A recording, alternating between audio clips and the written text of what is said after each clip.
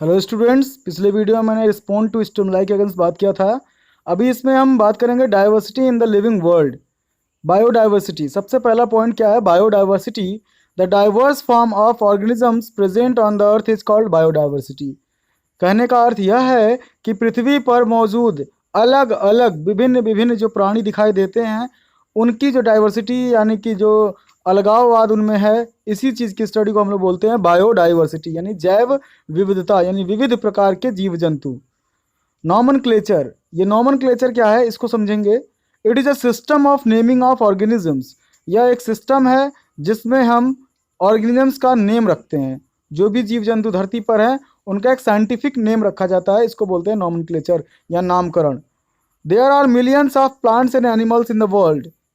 Plants and animals are known as the local area by their local names. कह रहा है कि millions यानी करोड़ों पौधे और जंतु हैं इस दुनिया में, और जो भी वो प्लांट्स एंड एनिमल्स हैं वो लोकल एरिया में लोकल नेम्स के द्वारा जाने जाते हैं। अगला पॉइंट कहता है कि this local names are very forms place to place, region to region and within also a country. Clear?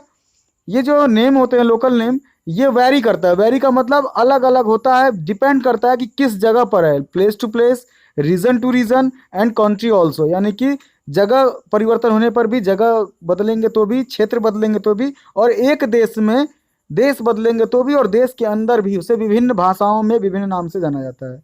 So it is impossible for any person to remember the name of an organism in all languages. कहने का अर्थ यह है कि इसका अर्थ यह है कि ये एक असंभव सा हो जाता है किसी भी व्यक्ति के लिए कि हर ऑर्गेनिजम्स को उनके हर भाषाओं के नाम से जाना जाए।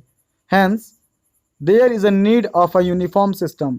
इसीलिए एक यूनिफॉर्म सिस्टम यानी कि एक नियमित तंत्र की जरूरत पड़ती है ऑफ नॉमनक्लेचर ऑफ ऑर्गेनिज्म। नामकरण, जीव जंतुओं का नामकरण करने के लिए एक नियमित सिस्टम यानी तंत्र की जरूरत पड़ती है।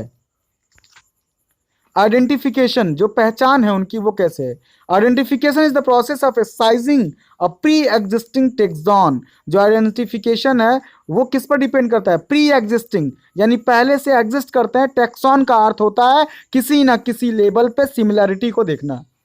किसी न किसी लेवल पे सिमिलरिटी देख करके उनमें एक टेक्सॉन यानी एक पर्टिकुलर नेम, यानी कि आपको एग्जांपल में बता दूं मैं कि क्लास, ऑर्डर, जीनस, स्पीसीज, इस तरीके के टेक्सॉन बना करके उनको प्री एग्जिस्ट, जो कि पहले से ही हैं, एक ग्रुप बना हुआ है, उसी ग्रुप में आइडेंटिफाई करके उनके कैरेक्टरिस्टिक्स को और ग्रुप वाइज उनको सेपरेट कर दिया जाता है। क्लियर?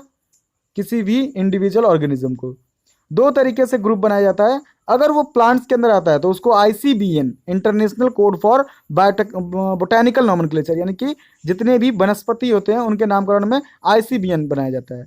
दूसरा है ICZN, international code for zoological nomenclature. जो दूसरा है वो है जूलॉजिकल नॉमेनक्लेचर के लिए, यानी कि जंतुओं के नामकरण के लिए। आगे बाइनोमियल नॉमेनक्लेचर को हम पढ़ेंगे, जो कि कैरोलस लिनियस के द्वारा दिया गया था। प्यारे बच्चों, अगर इस वीडियो में कुछ समझ में नहीं आया हो तो आप मुझे तुरंत मैसेज कर सकते हैं, कॉल कर सकते हैं, अपने क्वेरीज़ को क्वेश्चन में भेज सकते हैं आप टाइप करके।